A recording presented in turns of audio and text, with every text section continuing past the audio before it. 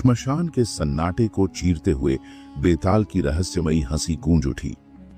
राजा विक्रम, क्या तुम जानते हो कि यह यात्रा केवल तुम्हारी बुद्धि और साहस की नहीं, बल्कि तुम्हारी आत्मा की परीक्षा भी है? क्या तुम तैयार हो? राजा विक्रमादित्य अपनी प्रतिज्ञा को लेकर अडिग थे। उनकी महारानी, जो असमय ही काल का ग्रास बन गई थी, उनके जीवन का अटूट हिस्सा थी। विक्रम ने काल भैरव की शरण में जाकर प्रार्थना की थी और उन्हें एक मार्गदर्शन मिला था। श्मशान से बेताल को पकड़कर लाओ और हर रात उसके द्वारा दिए गए प्रश्नों का उत्तर दो। तभी वह रहस्य उजागर होगा जो महारानी को पुनर्जीवित कर सकता है। काल भैरव ने स्पष्ट कहा था, विक्रम, यह मार्ग मृत्यु के समान कठिन है। यदि तुम्हारी नियत या साहस डिगा तो तुम्हारा अंत भी निश्चित है। विक्रमादित्य ने अपने कंधे पर तलवार संभाली और श्मशान की ओर प्रस्थान किया। चिता की बुझती राख के बीच खड़ा वह बरगद का पेड़ डर और रहस्य का प्रतीक था। पेड़ की शाखाओं से लटकते शवों में से एक शव धीरे धीरे हिलने लगा। यह बेताल था। बेताल ने राजा को चुनौती दी, हे विक्रम, यदि तुम मुझे यहां से ले जाना चाहते हो तो तुम्हें हर प्रश्न का उत्तर देना होगा। यदि तुम चुप रहे तो तुम्हारा सिर फट जाएगा, और यदि उत्तर गलत हुआ तो तुम मेरी दया पर निर्भर रहोगे। विक्रम ने शव को उठाया और उसे अपने कंधे पर डाल लिया। बेताल ने हंसते हुए पहली कहानी शुरू की। एक समय की बात है, एक राजा था जिसका नाम वर्धमान था। उसकी रानी रूपा अप्रतिम सौंदर्य की धनी थी, परंतु एक दिन रानी की मृत्यु हो गई। राजा शोक में डूब गया और उसने अपने राज्य का सारा ध्यान छोड़ दिया। इसी बीच एक साधु ने राजा से कहा कि एक खास यज्ञ द्वारा रानी को पुनर्जीवित किया जा सकता है, परंतु उस यज्ञ में राजा को अपनी सबसे प्रिय वस्तु का त्याग करना होगा। राजा ने सहमति दे दी, लेकिन यज्ञ के दौरान उसे पता चला कि वह वस्तु उसकी प्राण है। अब राजा के सामने दो विकल्प थे, या तो अपनी जान देकर रानी को जीवित करे या अपने राज्य के लिए जीवित रहे। बेताल ने पूछा, हे विक्रम, यदि तुम राजा वर्धमान की जगह होते तो क्या करते? क्या तुम अपने जीवन का बलिदान देते या रानी की स्मृतियों के सहारे जीते? विक्रम ने गंभीरता से सोचा और उत्तर दिया, यदि राजा सच्चा प्रेम करता है तो उसे अपने प्रजा और रानी दोनों के हित में सोचना होगा। रानी को जीवित करने के लिए अपने प्राण त्यागना प्रेम है, परंतु प्रजा को छोड़ना कर्तव्य से विमुख होना है। इस स्थिति में राजा को रानी की स्मृति के साथ अपनी प्रजा का कल्याण करना चाहिए। बेताल हंसा और बोला, तुमने सही उत्तर दिया विक्रम, परंतु यह तो केवल शुरुआत है। आगे की राह इससे भी कठिन है। तुम्हें अपनी बुद्धि के साथ साथ अपने भीतर छिपे डर से भी लड़ना होगा। इतना कहकर बेताल फिर से गायब हो गया। पहली रात की परीक्षा के बाद विक्रमादित्य अपने महल नहीं लौटे। वह सीधे उस गुफा की ओर बढ़े जहां काल भैरव की मूर्ति स्थापित थी। गुफा के चारों ओर भयंकर हवाओं का तूफान और विचित्र आवाजें गूंज रही थीं। ऐसा लगता था जैसे काल भैरव स्वयं विक्रम की उपस्थिति का इंतजार कर रहे हों। विक्रम ने गुफा के भीतर प्रवेश किया और काल भैरव की मूर्ति के सामने घुटनों के बल बैठ गए। उन्होंने अपने नेत्र बंद किए और प्रार्थना शुरू की, हे महाकाल भैरव, मुझे आपकी कृपा चाहिए। मुझे मार्गदर्शन करें ताकि मैं अपनी महारानी को वापस ला सकूं। मैं हर चुनौती सहने के लिए तैयार हूं। कुछ क्षणों बाद गुफा में एक अद्भुत प्रकाश फैल गया। विक्रम ने अपनी आंखें खोलीं और सामने एक तेजस्वी आकृति दिखाई दी। यह स्वयं काल भैरव थे। उनकी आंखों से आग की लपटें निकल रही थीं और उनके चारों ओर असीम शक्ति का आभास हो रहा था। काल भैरव ने गूंजती आवाज में कहा, विक्रम, तुम्हारी निष्ठा और साहस देखकर मैं प्रसन्न हूं, लेकिन ध्यान रखना, यह यात्रा केवल तुम्हारे लिए नहीं बल्कि पूरे मानव जाति के लिए एक उदाहरण बनेगी। बेताल की कहानियां तुम्हें केवल मानसिक परीक्षा नहीं देंगी, बल्कि तुम्हारे चरित्र की गहराई को भी उजागर करेंगी। यदि तुम डगमगाए तो यह अंत होगा। विक्रम ने सिर झुकाकर कहा, हे प्रभु, मैं हर परीक्षा के लिए तैयार हूं, बस मुझे अपनी शक्ति प्रदान करें। काल भैरव ने विक्रम को एक काले रंग का त्रिशूल प्रदान किया और कहा, यह त्रिशूल तुम्हारे साहस का प्रतीक है। जब तुम्हें लगे कि अंधकार हावी हो रहा है तो इसे अपनी शक्ति के प्रतीक के रूप में देखना। अब जाओ, दूसरी रात की परीक्षा तुम्हारा इंतजार कर रही है। दूसरी रात विक्रमादित्य एक बार फिर श्मशान में पहुंचे। इस बार माहौल और भी भयावह था। बरगद के पेड़ की शाखाएं हवा में लहरा रही थीं, जैसे किसी अदृश्य शक्ति से संचालित हो रही हों। चिता की राख हवा में उड़ रही थी और बीच में बेताल का शव एक बार फिर लटक रहा था। विक्रम ने बिना किसी डर के शव को अपने कंधे पर उठाया। बेताल की हंसी एक बार फिर गूंज उठी। राजा विक्रम, तुम इतने आसानी से हार मानने वाले नहीं लगते, लेकिन याद रखना, यह परीक्षा केवल तुम्हारे विवेक की नहीं बल्कि तुम्हारे धैर्य और त्याग की भी है। क्या तुम तैयार हो? विक्रम ने दृढ़ता से कहा। मैं हमेशा तैयार हूं, अपनी कहानी सुनाओ। बेताल ने कहना शुरू किया। एक समय की बात है, एक नगर में दो मित्र रहते थे, आदित्य और समीर। दोनों बचपन से इंसेपरेबल थे, लेकिन उनकी मित्रता में एक भेद था।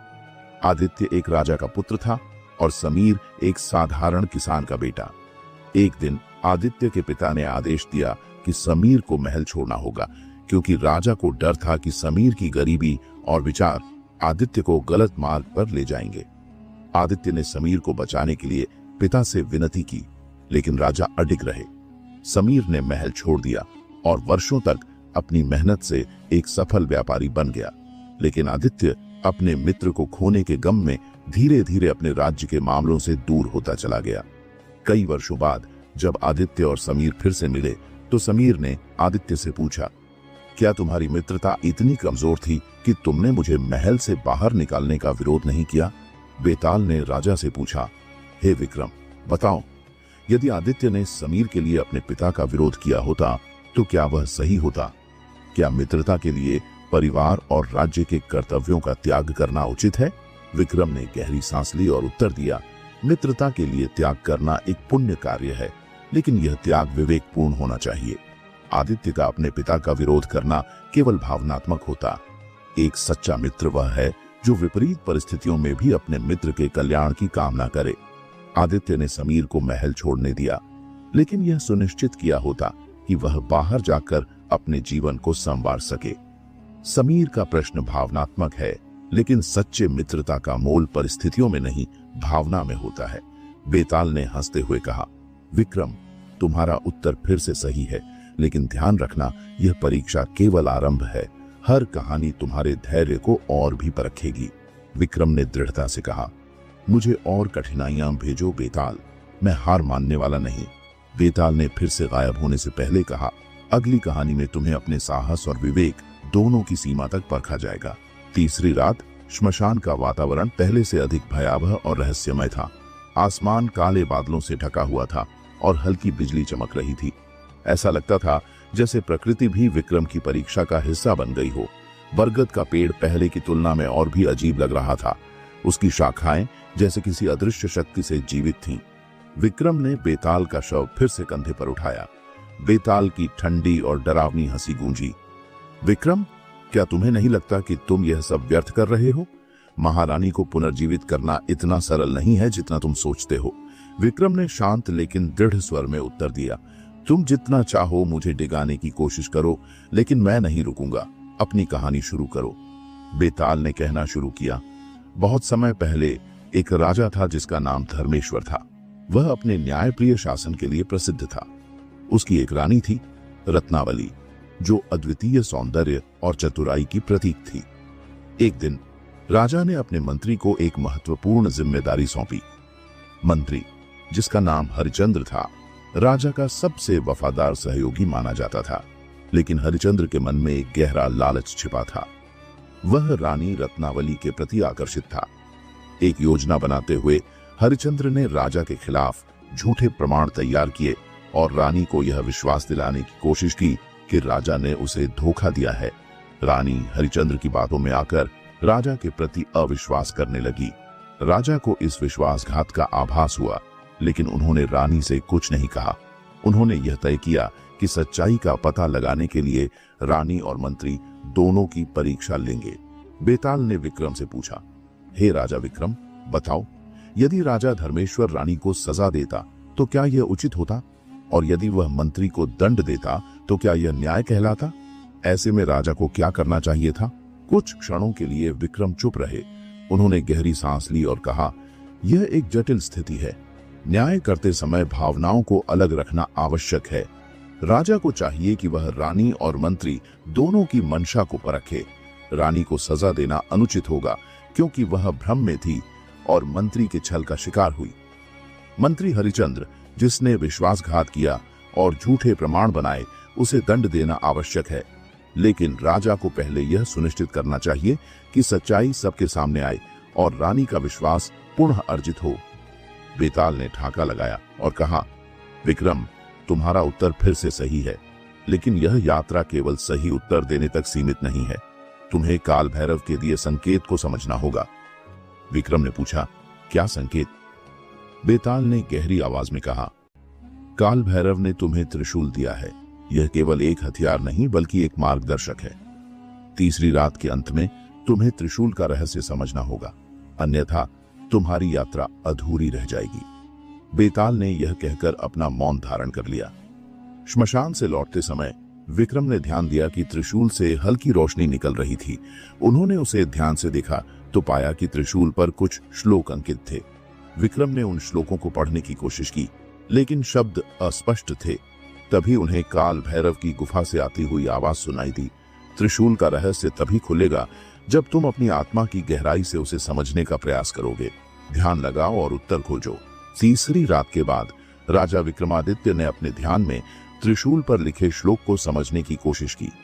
गहरी साधना और आत्मिक एकाग्रता के बाद उन्होंने महसूस किया कि त्रिशूल पर अंकित श्लोक 3 महत्वपूर्ण सत्य दर्शाते थे। 1. अहम ब्रह्मास्मि, मैं ब्रह्म हूं। यह श्लोक आत्मा की दिव्यता और शक्ति का प्रतीक था। 2. सत्यम शिवम सुंदरम, यह जीवन के अंतिम सत्य और उसके सौंदर्य को समझने की ओर इशारा करता था। 3. धैर्यम सर्वम साधनम, यह धैर्य और साहस को जीवन की सभी चुनौतियों का समाधान मानता था। विक्रम ने महसूस किया कि यह त्रिशूल केवल एक हथियार नहीं था, बल्कि उन्हें आत्मा और सत्य के मार्ग पर चलने के लिए तैयार कर रहा था। चौथी रात श्मशान का वातावरण विक्रम के लिए और भी भयावह था। हवा में अजीब सी सरसराहट और पेड़ों के पत्तों की हलचल ने विक्रम के कदम रोकने की कोशिश की, लेकिन उनका संकल्प अटूट था।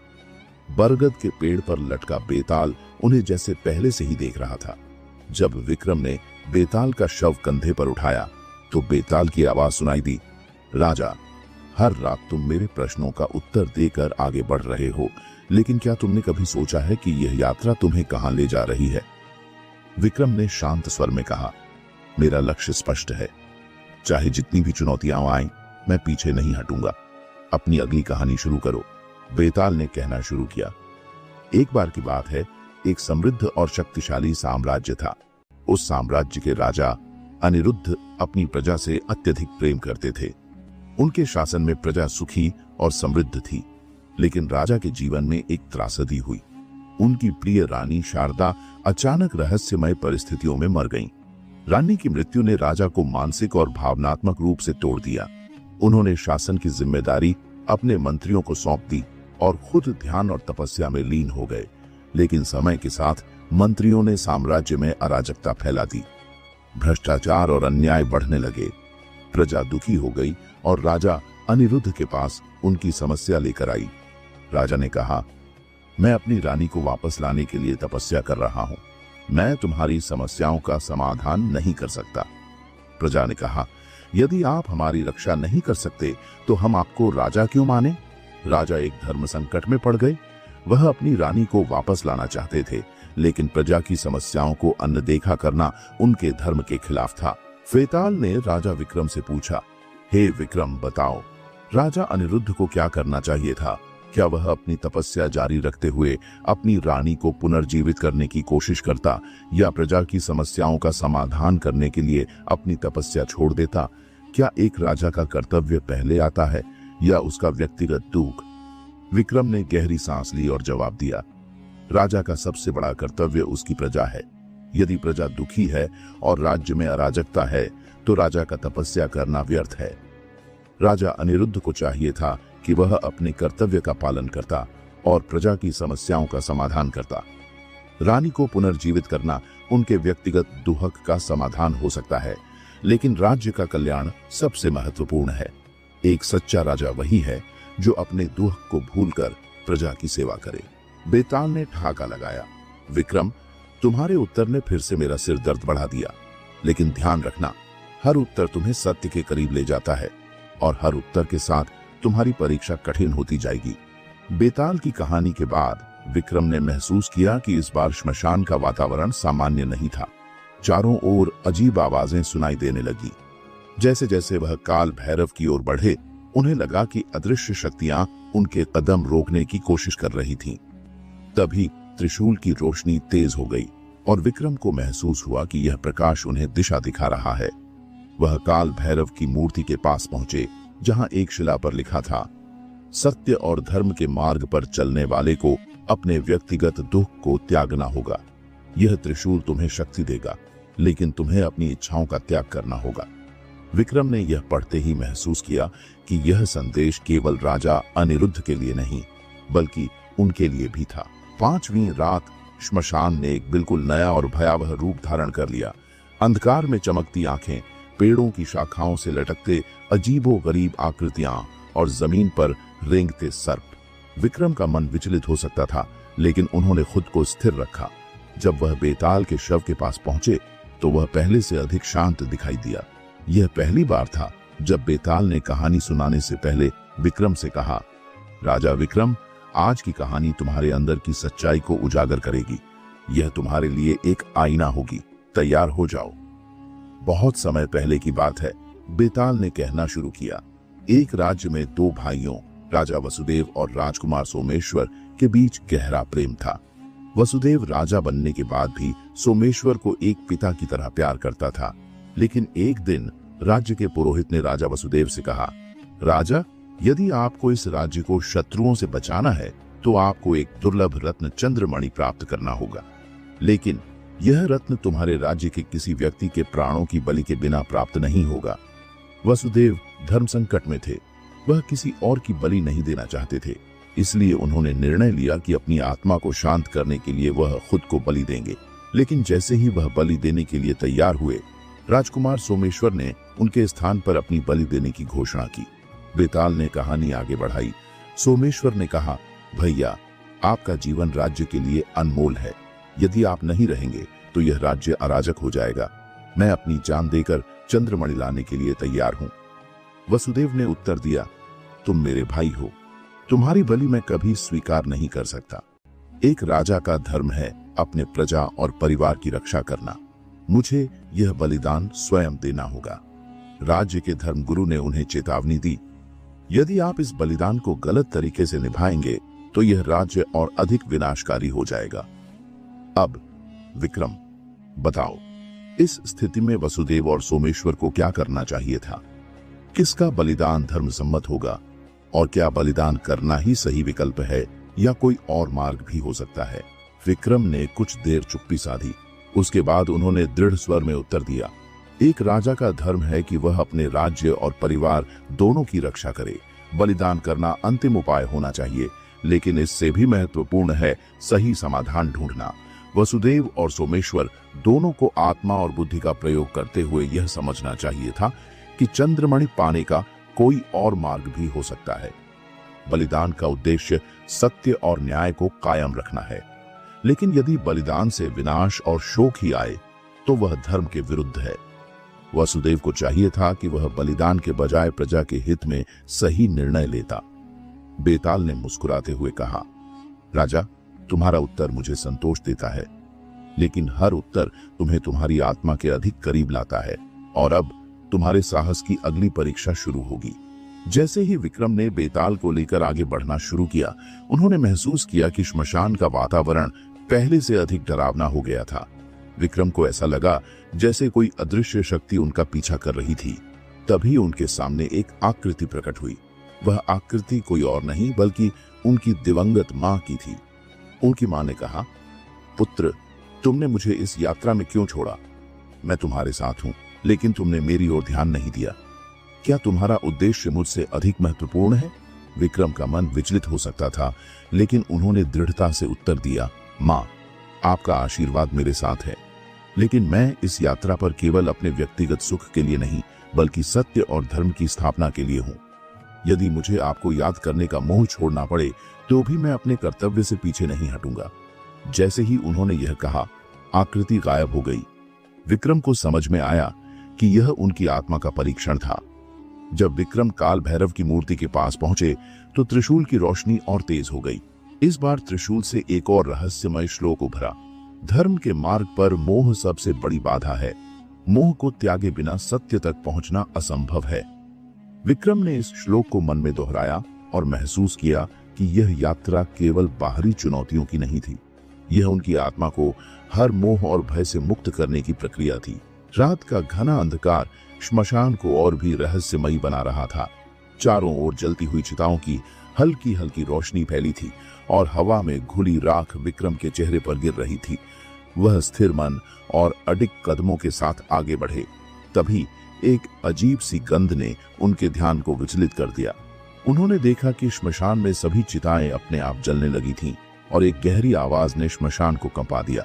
विक्रम, क्या तुम अब भी अपनी यात्रा को पूरा करने का साहस रखते हो? यह काल भैरव की शक्ति थी जो विक्रम के हर कदम का परीक्षण कर रही थी। जैसे ही विक्रम बेताल के शव के पास पहुंचे, बेताल ने अपनी गहरी रहस्यमयी आवाज में कहा, राजा विक्रम, छठी रात की कहानी सुनने के लिए तैयार हो जाओ। यह कहानी तुम्हें तुम्हारे सबसे बड़े डर और मोह से परिचित कराएगी। बहुत समय पहले की बात है, बेताल ने कहा। चंद्रपुर नामक राज्य का राजा नरेश अपनी प्रजा से अत्यधिक प्रेम करता था। वह दिन रात अपनी प्रजा के कल्याण के लिए काम करता, लेकिन उसके जीवन में एकमात्र कमजोरी थी, उसकी पत्नी रत्नमाला। रत्नमाला का सौंदर्य अनुपम था। राजा नरेश उसकी मोहब्बत में इतना डूब गया था कि कभी कभी वह राज्य के कार्यों को भी भूल जाता था। रत्नमाला को यह पता था और उसने इस मोह का उपयोग करना शुरू कर दिया। एक दिन रत्नमाला ने राजा से कहा, मुझे स्वर्ण महल चाहिए जिसमें पूरे राज्य का सबसे सुंदर और बड़ा बगीचा हो। राजा ने तुरंत आदेश दिया कि ऐसा महल बनाया जाए, लेकिन प्रजा के संसाधनों का उपयोग करके यह महल बनाना अन्यायपूर्ण था। बेताल ने आगे बताया, महल बनते ही रत्नमाला ने फिर एक और इच्छा जताई। उसने कहा, मुझे दुनिया का सबसे कीमती हीरा चाहिए। यदि तुम मुझे वह हीरा नहीं ला सके तो मैं तुम्हें छोड़ दूंगी। राजा नरेश ने अपनी सेना को आदेश दिया कि वह हीरे की तलाश में जाए, लेकिन राज्य का खजाना खाली होने लगा और प्रजा ने विद्रोह करना शुरू कर दिया। तभी राज्य के गुरु ने राजा से कहा, राजन, मोह तुम्हें अंधा बना रहा है। यदि तुमने अभी भी अपनी आंखें नहीं खोली तो यह राज्य विनाश की ओर चला जाएगा। लेकिन राजा ने उनकी बातों को अनसुना कर दिया। बेताल ने कहानी समाप्त करते हुए विक्रम से पूछा, राजा नरेश ने अपनी पत्नी के मोह में अपने कर्तव्य को भुला दिया। यदि तुम राजा नरेश की जगह होते तो क्या करते? क्या रत्नमाला का मोह छोड़ देते या प्रजा के प्रति अपने कर्तव्य का त्याग कर देते? उत्तर दो विक्रम और सोच समझ कर दो। सोच समझकर विक्रम ने गहरी सांस ली और दृढ़ता से कहा, एक सच्चा राजा कभी अपने कर्तव्य से मुंह नहीं मोड़ता। मोह और प्रेम का स्थान हृदय में होता है, लेकिन राज्य का संचालन बुद्धि और धर्म से किया जाता है। यदि मैं राजा नरेश की जगह होता तो मैं रत्नमाला को समझाता कि उसका सुख प्रजा के कल्याण में है। यदि वह फिर भी नहीं मानती तो मैं मोह का त्याग कर देता, क्योंकि एक राजा का धर्म अपने राज्य और प्रजा की रक्षा करना है, न कि अपने निजी सुख के लिए राज्य का विनाश करना। बेताल ने हंसते हुए कहा, राजा विक्रम, तुम्हारा उत्तर सत्य है, लेकिन सत्य तक पहुंचना उतना आसान नहीं है। तुमने मोह को त्यागने की बात कही, लेकिन क्या तुम वास्तव में मोह से मुक्त हो? आगे की यात्रा में यह स्पष्ट हो जाएगा। जैसे ही बेताल ने यह कहा, वह फिर से गायब हो गया। जैसे ही विक्रम ने बेताल के शव को उठाया और आगे बढ़ने लगे, श्मशान के पेड़ों ने अचानक जीवित होकर उनका रास्ता रोक लिया। यह काल भैरव की शक्ति थी जो विक्रम के धैर्य और दृढ़ता का परीक्षण कर रही थी। पेड़ उनके चारों ओर से घिर गए और ऐसा लगने लगा जैसे वह वहां से बाहर नहीं निकल पाएंगे। तभी एक आवाज गूंजी, मोह केवल व्यक्ति का नहीं बल्कि परिस्थितियों का भी हो सकता है। यदि तुम इस जाल को तोड़ सकते हो तो तुम्हारे लिए अंतिम सत्य तक पहुंचना संभव होगा। विक्रम ने अपनी तलवार निकाली, लेकिन फिर रुक गए। उन्होंने अपनी आंखें बंद की और मन ही मन काल भैरव से प्रार्थना की, हे काल भैरव, मुझे मेरी अंतरात्मा की शक्ति दो ताकि मैं इस मोहजाल को समझ सकूं और इससे बाहर निकल सकूं। उनकी प्रार्थना ने वातावरण को बदल दिया। पेड़ वापस अपने स्थान पर लौट गए और रास्ता साफ हो गया। जब विक्रम ने काल भैरव की मूर्ति के पास पहुंचकर बेताल के शव को रखा तो त्रिशूल पर एक और श्लोक उभरा, मोह केवल वस्त्र है जो सत्य को छिपाता है। यदि तुम सत्य को देखना चाहते हो तो मोह के वस्त्र को त्याग दो। 7वीं रात का अंधकार पहले से कहीं अधिक भयावह था। श्मशान में केवल सन्नाटा था, जिसे बीच बीच में उल्लुओं की आवाजें और भूतियां हवाओं की गूंज तोड़ रही थीं। चिताओं की धीमी धीमी लपटें विक्रम के चेहरे पर पड़ रही थीं और हर कदम के साथ श्मशान का माहौल और डरावना होता जा रहा था। तभी काल भैरव की मूर्ति के पास खड़े बेताल ने कहा, राजा विक्रम, तुमने अब तक साहस और धर्म का परिचय दिया है, लेकिन यह रात तुम्हारे लिए सबसे कठिन होगी। क्या तुम अपने उद्देश्य के लिए हर बलिदान देने को तैयार हो? विक्रम ने दृढ़ता से कहा, धर्म और सत्य के लिए मैं अपना जीवन भी अर्पित कर सकता हूं। बेताल ने अपनी रहस्यमयी आवाज में कहा, सुनो राजा विक्रम, ये कहानी तुम्हारे धर्म, त्याग और बुद्धि की सबसे कठिन परीक्षा होगी। बहुत समय पहले उज्जैन राज्य के राजा चंद्रसेन को एक दिव्य वरदान मिला था, एक ऐसा अमृत कलश जो मृत को जीवित कर सकता था। लेकिन इस कलश को पाने के लिए राजा को अपनी सबसे प्रिय वस्तु का त्याग करना पड़ा।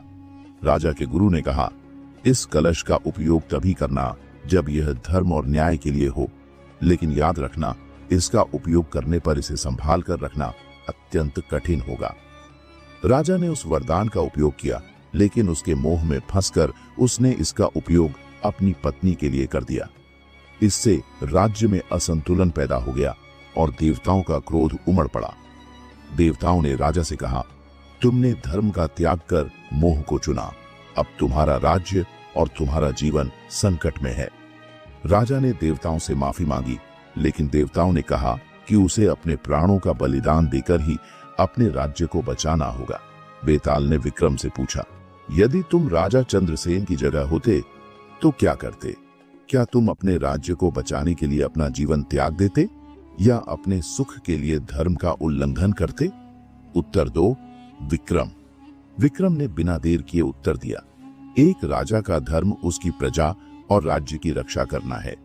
यदि मेरा बलिदान मेरे राज्य और प्रजा के कल्याण के लिए आवश्यक हो तो मैं उसे बिना किसी संकोच के स्वीकार करूंगा, क्योंकि एक सच्चा राजा वह होता है जो अपने सुख दुख से ऊपर उठकर धर्म का पालन करे। बेताल ने मुस्कुराते हुए कहा, तुम्हारा उत्तर सत्य है, लेकिन धर्म का पालन करना केवल शब्दों में नहीं, कर्म में भी सिद्ध करना होता है। जैसे ही विक्रम ने बेताल के शव को उठाया, काल भैरव की मूर्ति से एक दिव्य ज्योति प्रकट हुई।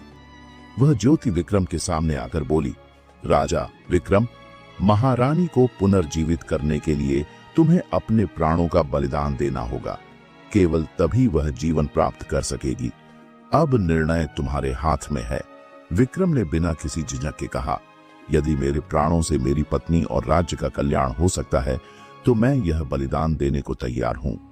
तभी काल भैरव ने कहा, विक्रम, यह परीक्षा केवल तुम्हारे साहस और धर्म की थी, बलिदान की आवश्यकता नहीं है।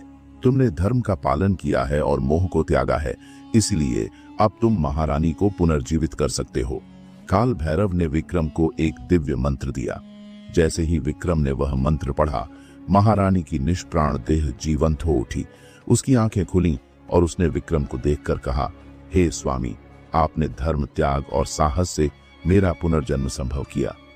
काल भैरव की मूर्ति के त्रिशूल पर एक अंतिम श्लोक प्रकट हुआ, जो धर्म पर अडिग रहे वह अमर हो जाता है, जो सत्य का मार्ग चुने वही संसार को प्रकाशित करता है। श्मशान में अचानक रोशनी फैल गई और विक्रमादित्य ने अपने धर्म, साहस और सत्य के साथ इतिहास में अपना स्थान अमर कर लिया। उनकी यह कहानी काल भैरव और बेताल के साथ धर्म और सत्य की विजय का प्रतीक बन गई।